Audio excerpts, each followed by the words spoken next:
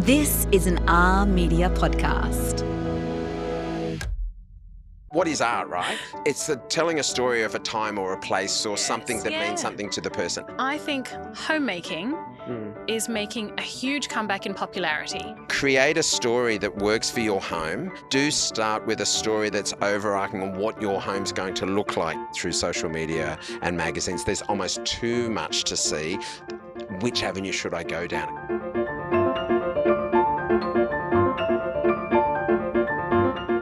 This episode is brought to you by Luxaflex, transforming homes with beautiful, functional window coverings designed to change your life and lifestyle. Today's set has been thoughtfully curated by OzDesign, sharing life with you since 1979. Hello and welcome to The Edit. We are a brand new vodcast. I'm Elle Lovelock, the editor of Home Beautiful. Today we have a real treat. We've got James Treble. He is an interior design and real estate expert. You'll probably know him from shows like The Living Room and his own TV series, James Bought a Guest House and James Bought a House. I'm really excited about this episode because I think it's going to give you some confidence in how to create your own home.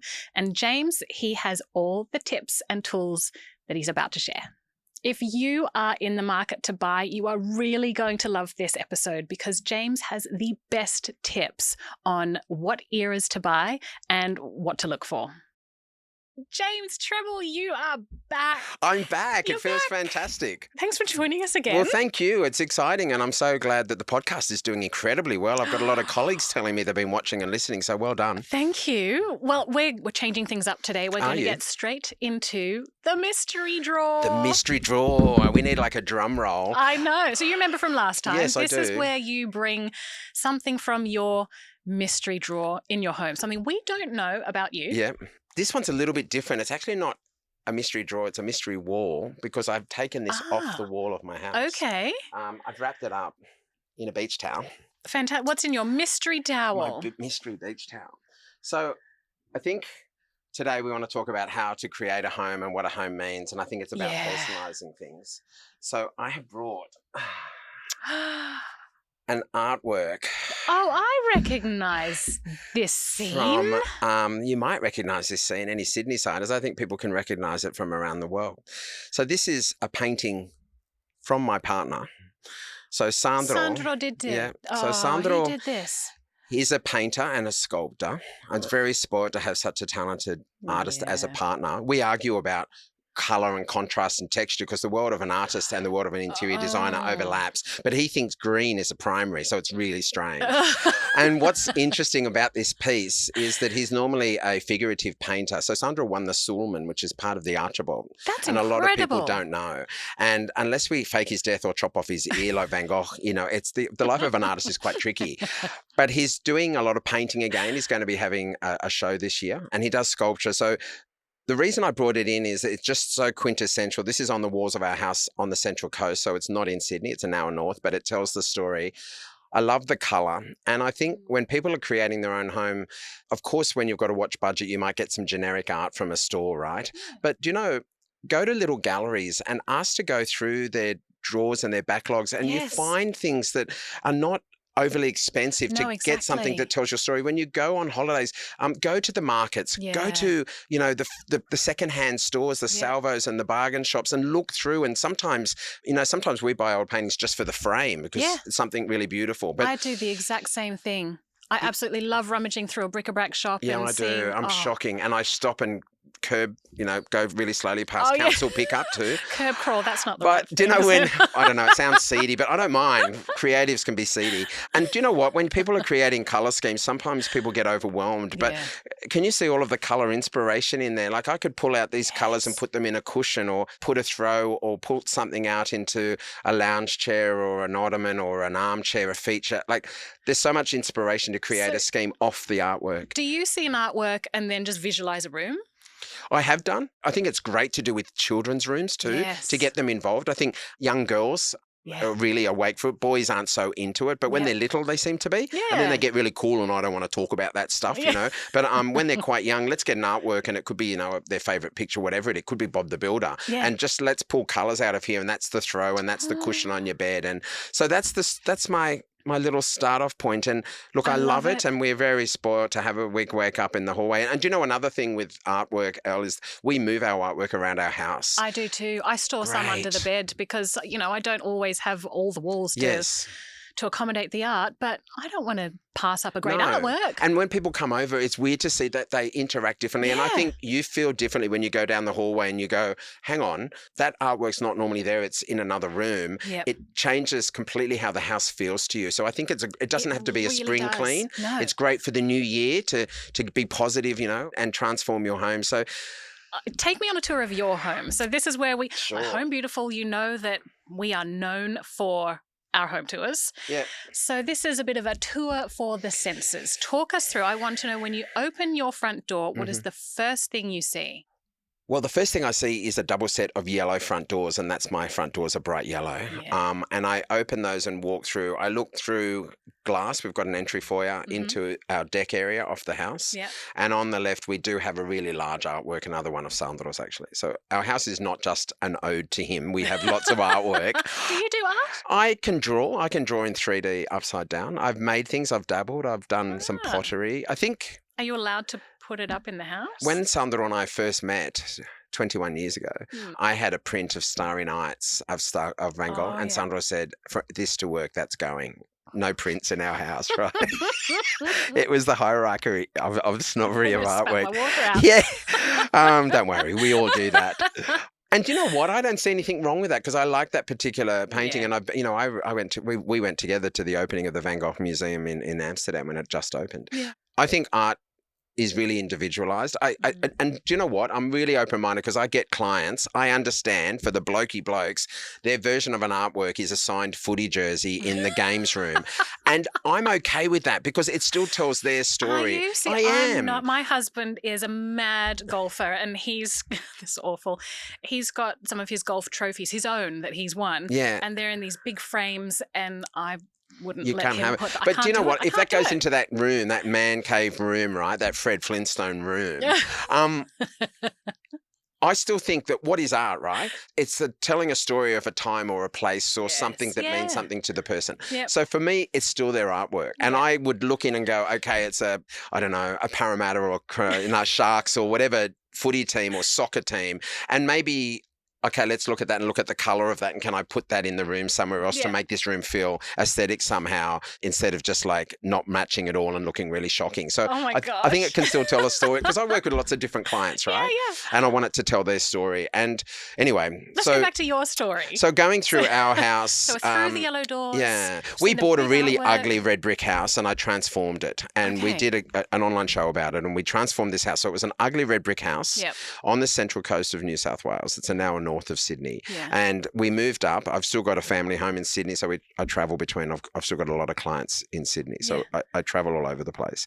The real estate agent, I said, well, we're going to renovate this, and he laughed and he goes, yeah, right. And I said, no, we are. And he goes, come on, mate, you got to knock this down. It's shocking. I said, you know what I do for a living, right? So it was a 3-bedroom, 1-bathroom house that is now a 3-bedroom, 2-bathroom house, but it is completely transformed. The kitchen became a bedroom, a smallest bedroom became a bathroom, the bathroom became a hallway. So you don't have to stick to the same floor plan. You moved everything around. Yeah, because we're on Bearers and Joy, so it's raised off the ground. It was actually, I thought it was a 70s house because that would have said on title. Mm-hmm. It was actually an asbestos-filled 50s house. So that was like a good money trip. You know, there's like, let's spend 20-something thousand on, a report and then getting all the asbestos removed, which you have to, right? You do. It was in all the eaves and it was in particular rooms. So that's all gone. But the house was solid. It had solid bones. And I started life as a real estate agent. I love houses. And so when I look at a home, I can look in and I look straight at the corners of the windows, the corners of the doorways internally. If there's any cracks in those openings, those corners, that means there's movement. And that means there's a structural issue, which will open up opportunity or negative opportunity for costs. Yeah. In this case, it was the perfect ugly duckling because it was ugly. But no cracks. So cosmetically, I saw an opportunity to elevate it. It had 2.7 high ceilings, which was really unusual. That's good. That's the front high. door was on the side of the house, and I needed to change that. So the entry foyer is the only addition in the floor plan to pull the doors to the front facade, which also elongated my facade. Yes. And I added a wall of breeze blocks, a whole wall of stone, random stone, like Brady Bunch stone, like mid-century, to transform it externally and internally as well. So are we in a hallway or We're in an entry foyer, and then you just step up. The stone wall continues from the outside inside. Yeah. And then you step up to timber floor. So on the floor of the entry foyer and the front steps is terrazzo tiles. It's a porcelain tile, but it looks terrazzo. Yep. I've got to say terrazzo because my partner's Italian, so I've got to say terrazzo. Originally from Venice, but it's everywhere in Italy. And Australians love it as well. Yeah. And I like... What colour's your terrazzo? It's a little bit of a mishmash. It's an off-white base with sort of a darker fleck and a little, almost a terracotta fleck, a black fleck, and a little tiny bit of bluey grey. Beautiful. But again, it creates that jump-off point for clean white walls and something that's visually interesting. So you have clean white walls? Yeah, we do. And there's lots of artwork, and I have feature walls in my house. Do you know what's interesting? Because you'd be in the world as I am when you speak, and there's so many people go, feature walls are out. I love when people say this is in and that's out. I know. Because I just go, I don't know what you mean. No, exactly. Things merge. If it's out and it's in, it wasn't a trend, it was a fad. It was really fast. That's a good point. I understand the placement of things. I think that colours can change, and evolve. I've been in a room where I was talking about burgundy. Burgundy's back, and I said, burgundy is one of my least favourite colours. And this girl in the front row, she's going like this to me, pointing, and I went, oh, shites. I'm wearing a burgundy jumper. And I said, well, there you go. You've got to merge, right, with the colours. It was a really interesting process, Elle, because, when you do your own house and you want to tell your story, and when you're a client and the designer, it's interesting, and you've got a partner and you're watching budget and all of those things. And of course I have to do that. Is Sandro fairly involved in the decisions? When he's allowed to be. Yeah. Look, he's a painter and sculptor. He's got particular taste. I don't want this. Yeah. He won't say it to my face, but at a dinner party, I won't mimic him because, he's Rome. He's born in Italy and he's been here half his life. But he says, so we argue about things. James goes off and does it anyway. I don't like it. He does it and it looks good. What am I supposed to say? And I went, oh, is that sorry? He's like Fonzie. He can't say sorry. So inside the house, because I opened up and removed some walls and closed some walls, I had a floor issue. So I went over the top of the timber floors with new hybrid floors, which are solid fix, so they're glued down. And that let me have a whole new flooring finish internally, which sort of blurred the lines between old and new. Yeah. And I find it's calming on the eyes. It's really comfortable. Timber can be a lot of things to a lot of people, but in Australia, Australians love timber. We're surrounded by it. We're really well connected with the outside because our country's so huge. We're only 27 million people in this massive country, and so we live like a donut around the outside. There's not many in the middle. So we have that connection between trees and the outdoors. I've got an American oak on the floor, quite a blonde oak, but it's lots of knurling and knots and texture. Delicious. I love it. It's rich, and it's almost like the story of this table, like this beautiful character. Yeah. Then you step into the lounge dining, and I built a wall, used to look through that doorway straight at the kitchen. It was an L-shaped lounge dining. Okay. I put a wall there to create a bedroom. Yeah. And the kitchen's moved into what was an extension at the back, like another dining room. The room is a good size, but I've got high ceilings, but I put 3 skylights in, and they open with the blind, and there's this immediate sense of space and light flooding in. So people who have heard me speak or come to home shows or watch shows that I'm on, I do say this a lot.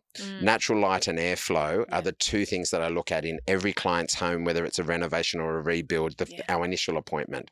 If I don't have that in a house, it's hard to replicate. So I can give you marble and gold and gorgeous finishes and boucle sofas, and it's all amazing. And it feels like you just want to leave because there's no connection between inside and out or airflow. And I think it's so important, especially here in Australia. Yeah, 100%. So what's the connection between indoors and out with your place? Because you're a keen gardener. Yeah, I do like gardening. I grew up in a house in Carlingford where Dad would rip up our lawns every season and grow tomatoes and would sell them out the front of our house. I know. That was our pocket money. funny. Fantastic. I know. Do you grow Shocking. tomatoes? Oh, I do. Yeah. Are you picky about which types, or do you give them all a go? No, we've got a few different types of tomatoes, but Yeah. in my house, I've got get ready. I've got 2 lime trees. I've got 2 apple trees that are both grafted. So I've got Jonathan apples and Granny Smith on one tree, Granny Smith and Golden Delicious on another. I've got mandarin, 2 lemon trees, an apricot tree. I know. Oh my gosh! How long? It's from not a big planting to block. fruit? It took a good 18 months to get little apples. I've got a passion fruit vine. I was watching my passion fruits, and guess what? They went overnight because we have a possum. Oh, we have a possum. And I like possums. Oh, I hate the possum. No, I would like never hurt the them. possum, but I'd rather they visited another garden. I know I would too, but it's that battle. It's like feeding our native ducks, and then I go somewhere and someone gives me a duck pancake, and oh God, it's so good. Oh, I just feel bad if I eaten one of the family, but I don't tell them. So I've got lots of fruit and veg. And do you know why?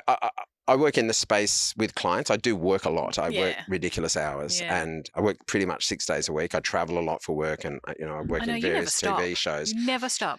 But when I'm at home, I can switch off and I get outside. We collect all our coffee pods. I scrape all the coffee out. I mix it through and put it in the garden. I know. That's great. We've got a worm farm. I get the worm juice and put it on the pot plants and things. So how do you get from inside the house to outside? What's the connection there? So the house itself, it was a big issue when we bought it. There was the front door on the side elevation. Yep. There was 2 big windows. We were 3.5 meters off the side fence. So literally the plasterers drove straight up the side of the house to bring things into the house. So I could build the entry foyer onto that, and behind that a deck, and I took out the 2 big windows and turned them into a big fixed panel and sliding glass doors, so we have a connection to outside. Yeah. The courtyard, which was ugly as, had a Hills hoist that was damaged and broken. The laundry door, that now I have pavers with dichondra growing between it, which is a weed. Oh, but quite nice. So easy to maintain. Yeah. And I kept the Hills hoist clothesline, which is older than me, and restrung it. I restrung it myself, and I bought the clamping tool and put the new stainless steel wire, and I painted it the same yellow as the front door. So we have a yellow Hills hoist. I know. I told my daughter with some of her friends, she's now 20, but this house, it's 2 years old now. I told her that I was going to create a fans only page for Hills hoists and go and film them, and all her girlfriends laughed, and because they love the 2 gay dads. And Francesca just looks at me and goes, "You are so disturbing." But I love a Hills hoist, right? And we kept the kitchen sink, and I put that into that courtyard, and I built an outside sink. So I've got 2 outside sinks, one on the alfresco near the barbecue and our pizza oven, and one is in the courtyard, and that's where we do you have different uses for the different sinks? One's the potting one, so we pot plants there and we propagate, and we go past people's houses. We like something, we snap a bit off, like my dad used to do. Yeah. And we give it to other people too. And I'm always potting and planting, and so Sandro. And I know we sound like these 2 little old retired women, don't we? But there's something really grounding about being in soil and being outside, and it's such a step away from my clients' work, which is all clean and computers and plans and discussions on joinery and expectations and deadlines with builders and developers and all those things. I can switch off, be outside, hear the cockatoos go over the top, plant and dig, and I have a banana tree. We got our first lot of bananas, and they were tiny and they were so fresh, and we had so many at once that we had to freeze them, so they're turning into banana satisfying. bread. Yeah. Coming up, James and I get into a bit of a debate about what is a homemaker these days. Back in a bit. OzDesign blends style and practicality to enhance everyday living. The new winter collection embraces warm tones, sleek finishes, and smooth silhouettes, offering timeless pieces designed to transform your home throughout the cooler months. Thoughtfully curated, each piece layers comfort, character, and effortless style to create a welcoming, lived-in feel. Balancing form and function, the collection helps you create a home that feels truly yours. Whether refreshing a corner or reimagining your entire space, discover designs made to live in. Explore the winter collection in-store or online with OzDesign.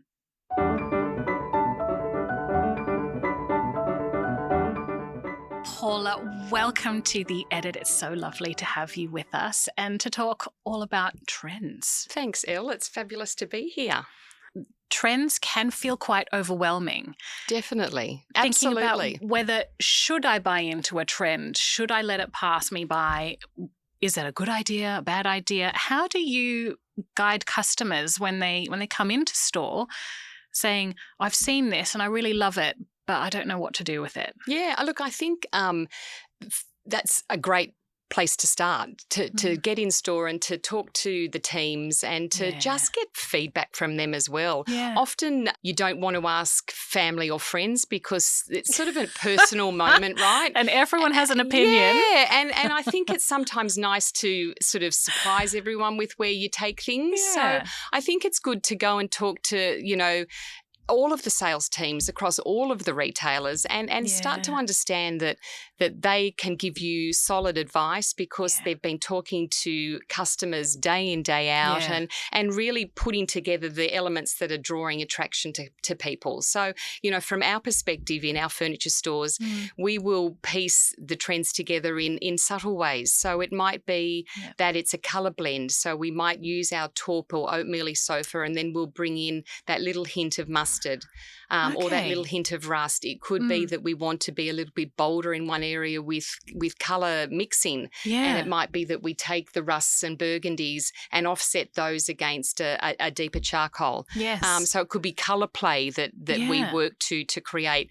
One of the trends that we're noticing and seeing is a shift or movement to having a coffee table be a dominant piece in the home. So that sort of layering of two coffee tables together rather than just traditionally having a rectangle coffee table in your space. It could be a beautiful organic shape that's mirrored or sits against the side table. So you're then starting to layer your pieces and starting to sort of create a bit more interest at sort of a lower level within the room. A real feature piece. Yeah, definitely. Material textures are a big sort of trend. So utilising natural stones and blending those with beautiful oak veneers or walnut veneers and sort of piecing materials together so that it doesn't necessarily have to be all of the one finish. And I love those 2 points because often people think trends and I think colour. Yes. It's not just colour. No, it's not just colour. It could be the material you use. It could be taking a beautiful solid table like this one here and utilising the fact that you're taking it into a deeper, darker tone. Yeah. And so then you combine that with a really lovely rattan chair or you team that up with things that just start to work within the same colour tones, but they actually add interest because you're not looking at the same piece in totality. All of this, it makes me think about, I'll say it's a dirty word. Oh. I don't think it is, but homemaker. Homemaker. Homemaker. Makes people feel uncomfortable to say homemaker, but I think homemaking is making a huge comeback in popularity. I see it all over social media. I see content creators, yourself included, but it's whether it is about being in the garden or whether it's about making your sourdough or whether it's about sewing your own curtains. There's something happening in the world at the moment around homemaking. What does homemaker mean to you, good, bad, or otherwise? Yeah, it's funny, isn't it? It's a sort of a term that we might picture with this really sort of 50s image of the apron and baking and the husband comes home and she's got his slippers and there's your cigar and how was work, honey? And of course that doesn't exist. No, how do we get rid of the connotation? Do you know, I think that the experience is shared now. I think that a big turning point was COVID. We were stuck inside, people who live vertically in apartments. Were really disconnected between inside and out.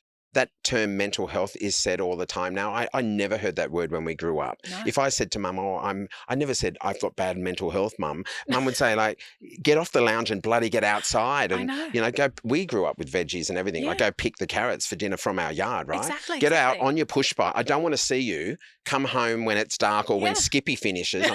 I'm showing my age. And go home, right? Yeah. Or the Bionic Woman or the Bionic Man or whatever we used to watch when we came home from school. So now, men and women, I think, are needing a sort of that opposite. That it's contrast. It's a term of interior design to the busy life, the fast-paced social media. Everything's in our palm of our hands. We're watching Yeah. everyone living these amazing lives or expectation. It's really hard on our kids' generation. Like my kids, 20 and 21, there's 18 months between them. Yeah. The expectation to be perfect is thrown at them. We never had that growing up. We had a magazine or we had people on TV. It wasn't in our face every day, every minute of the day. So now I think women are seeing pleasure in this. I think people are realizing the power of being able to entertain at home and not have to go out. And that's beautiful, to live at home, make something and share that with your friends. Yep. Or assemble. You don't have to be a good cook. No. You can just put some bits on a platter and away you go. I'm great with a platter. I'm great at styling, great at staging the table. And do you know how important it is now? My dad was at work all my life, and I am pretty guilty of missing some of the things with the kids growing up too, because I was working. Sandra could go, so it was 2 mums and 2 dads. And we like the Modern Family, like the TV show, but I'm the only funny one. And no, that's not true. My son's funny too. Actually, we're all pretty funny. Now, when you go to a park now or outside, especially on weekends or even weekdays, because we all live weird times now. There's no 9 to 5 Monday to Friday anymore. That doesn't exist. How many times do you see dads with their kids? A lot. All the time. And when I grew up, was never like that, because dad was working. Right? So that's a really powerful thing. And I think the homemaker is not the wife with the apron anymore. It's mum and dad or the kids, and learning to be involved and enjoying the home and having a go at making things with our kids, when there's special times, Christmas or birthdays or something. Sandra is actually the one who says this to the kids: don't spend money on us. We don't need anything. Make something. And our daughter, with the help of the mums, made jam, and we were like so excited. And then Sandra straight away goes, how much sugar's in this? And like this. And I'm looking at him like, you told her to make something. Yeah. So that was really powerful experience. And I think that's wonderful. And I've got cards that the kids have handmade and written things. And did you ever display their special artworks? When they were little, we used to stick them on the fridge. I hate things on a fridge. I have magnets, and I don't need to know where you've been on holiday. I don't know. There's nothing on our fridge. I put an integrated fridge in so I could avoid the whole thing. Yeah. No magnets on the door panels. So it's really, I just go, no, I don't do that. But I'm otherwise pretty easygoing. I've still got lots of their cards and things that they've drawn and something handmade. You can't keep everything, it's too much, but something special. So the homemaker, I think, is, even the word home, Elle, is when I meet with clients and I get a set of plans, or it's a developer, or I'm doing display homes for one of my builders, and I get these plans. What I'm actually looking at is a house. Yeah. But people don't live, don't go, I'm just going to duck house and grab a pair of shoes. We duck home. And the word home is different. It's got an emotional attachment. It's got a connection between space. I remember Mum looking at this floor plan that I had, and I said, Mum, do you realise the size of this house, right? It's insane. You need nearly a golf cart to go through. It was huge. And she said, how come people are spending their money with you to pick everything for their house? Because when your father and I built, we had to do it all ourselves, Thanks, Mum. I said, Mum, because when you built, you had antique white basin or white basin. You had 3 tapware. They were all chrome. Yep. Like, there was no choices. And there wasn't options. Dad built half of our house because he was a sparky, and he worked on his friends' houses, and they came in turn and built. That's how our house was built. There's so many choices now. Yeah. The cost of real estate is big. It's our biggest investment we own. And I take my car to a mechanic to get it fixed, because I'm not an expert at that. No. But I am good at housing, and I'm not arrogant about it. I'm confident, because I've been doing this a long time. I get builders and developers paying me, and clients, of course, to help them with their house journey, because it's such a big investment. We're dealing with expensive things. And the decision I'm making on this works, that works, or that doesn't work, to put it together as a scheme has big impacts. But I'm not just creating a home that I like. Many times they say, what's your style, James? Well, my style is to interpret yours. Yeah. Because I like mid-century modern with a bit of Italianate and a little bit of Palm Springs, and and that's it's a mishmash, right? And so I've got to understand for it to be your home. Yeah. And that's the interpretation. And I think that's where people get it wrong, and why they do need some help in creating their own homes. They're almost overexposed now through social media and magazines. There's almost too much to see. Which avenue should I go down? It can be too. So it's really funny that your podcast is the edit, because it needs sometimes an experienced set of eyes to overlook, to help edit, to go, what do we like here? Let's edit it into one direction that's going to work for you, not what your best friend has or what you're told you should have. So, James, we've been talking about homes, and it's not a house, it's a home.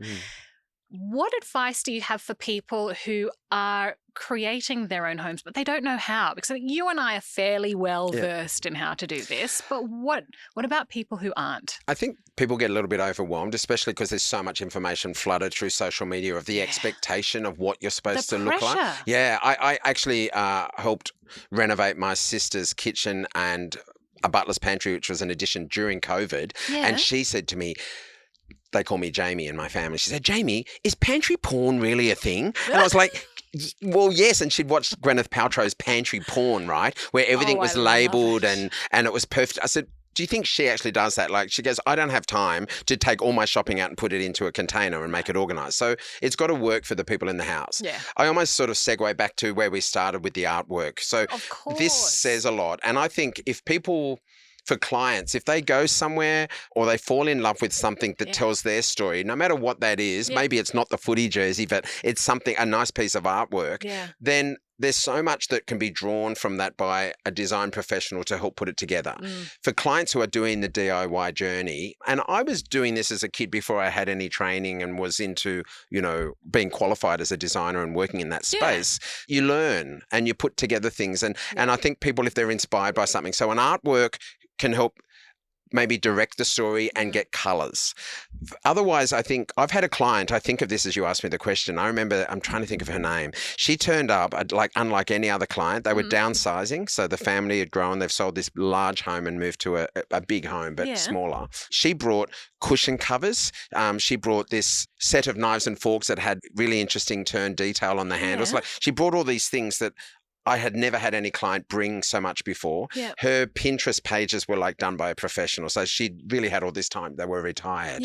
And it told so much of her story through these objects that said who she was and what her house was about. That is key.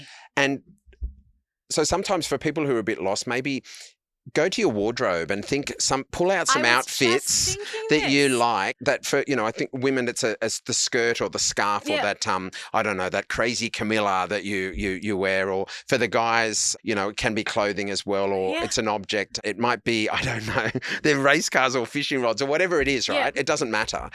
It's inspiration for what the home means to you. Then you need to have the overlay, remembering that you are dealing with home. So there's a structural real estate overlay. What does the house look like? What is the architectural style of the house? Where is it located? So if you happen to love coastal Hamptons is sometimes a swear word for me, but I like coastal Hamptons, right? I don't like too Hamptonsy because it can be a bit too structured for me. And I do create those homes for clients. But if the floor plan of the house or the architecture has skillion roofs and it is much more contemporary, how do I get that? Well, understanding the look you like, maybe we can do a modern version of wainscoting instead of paneling. Maybe elements of it, correct, not the whole look. The essence of it instead of the too literal. You're not creating a theme park. You're creating something that has the feel of that space or the style that you're putting together. That's so true. I think confidence comes into it as well. And I like to say everybody gets dressed in the morning. Well, I hope everybody gets dressed in the morning. If you look good, maybe you don't need to. Exactly what you were saying. If you can put together an outfit, you can decorate a home. Because it's the same concept, but it's on a completely different scale. And I'm saying this not in a sense that you will create a professional standard home, but you'll create a home that means something to you. And it makes you feel good because you wear things that make you feel good. You might surprise yourself. Yeah. You're going to start cooking. You've got a child who wants to start cooking. They watch MasterChef and they get all excited. You're not going to throw them into doing a 4-course or 12-course degustation menu, right? Crazy.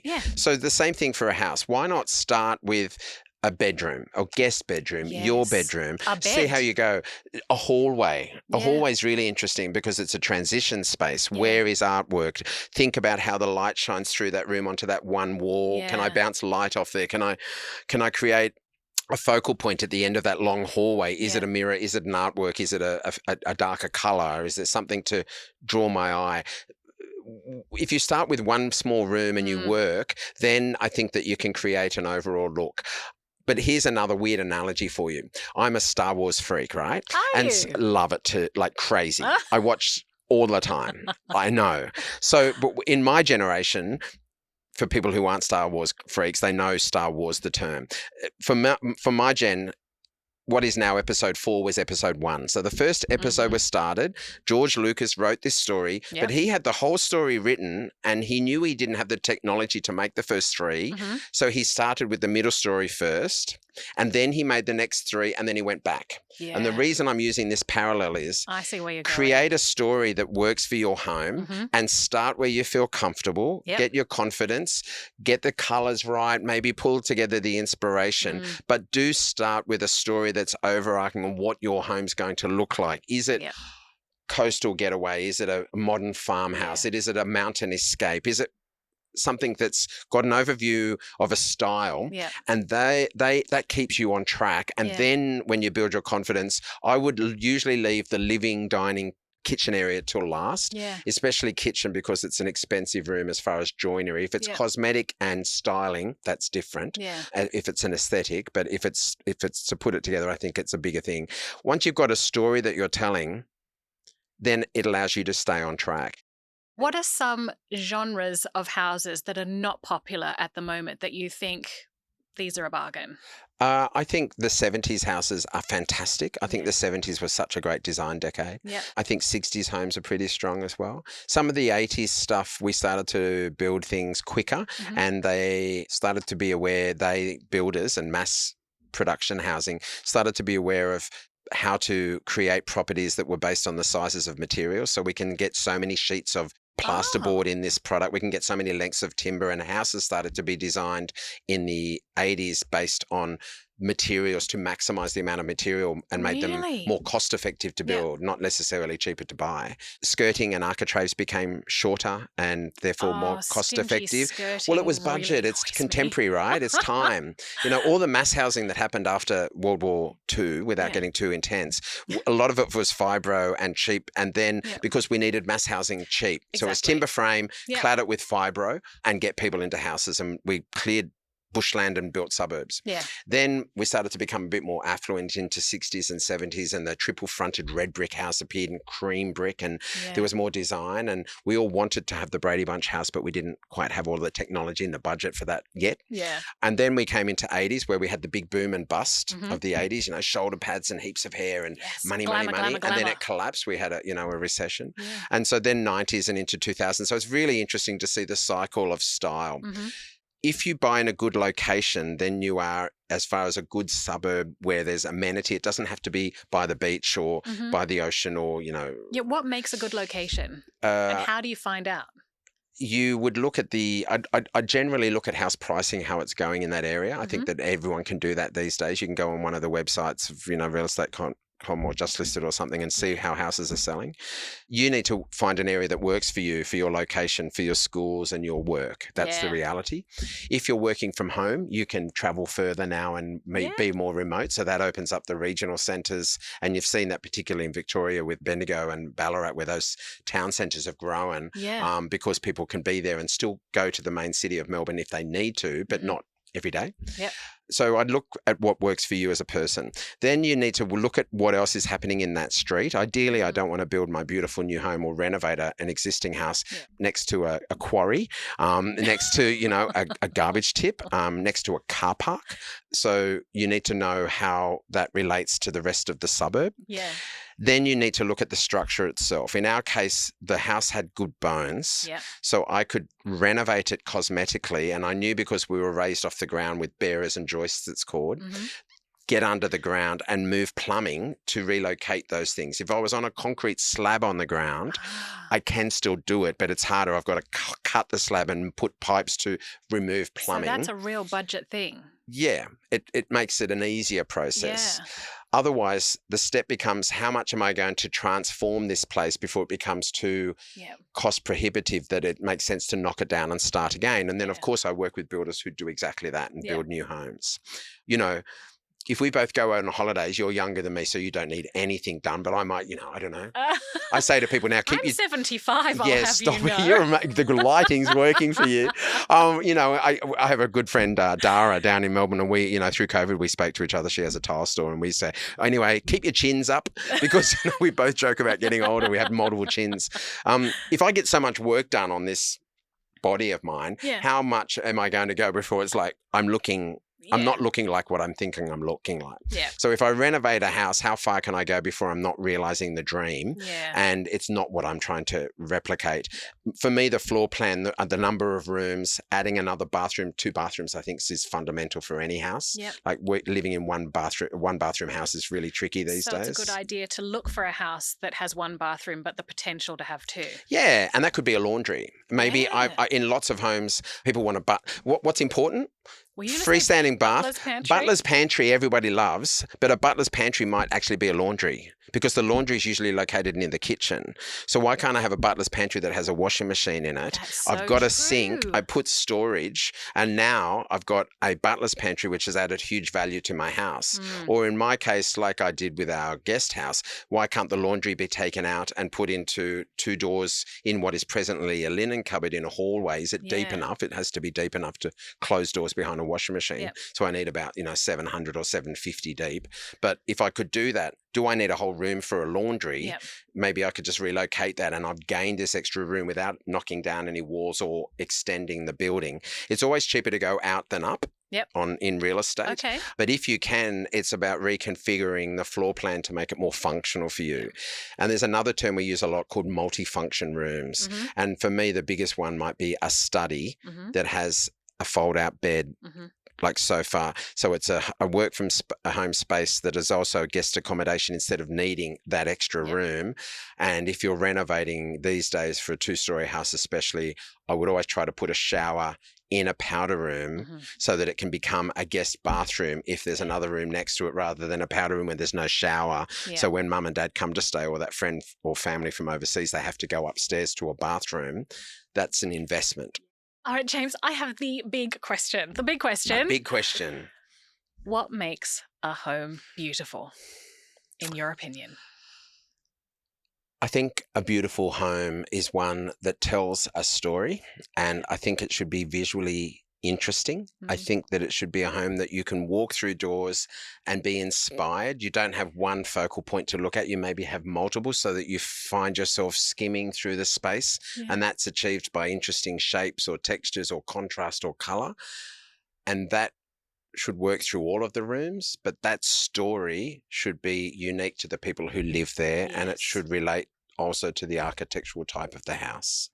So I think people engage with that.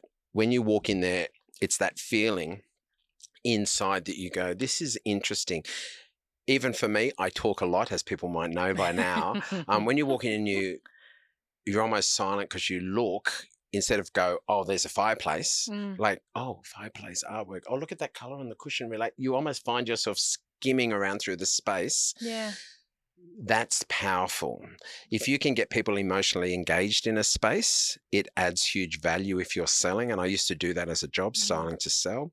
If it's your forever home, it's utterly important for you to feel like you just I just love my house. And if you can say that, how wonderful it is, and it doesn't matter where that house is or how much it's worth, it's valuable to you and it's your home. That's what makes a home beautiful. Home beautiful. James, you have shared so many incredible pearls of wisdom with us, and we're going to put them all in the show notes so that everybody can help themselves to all your advice.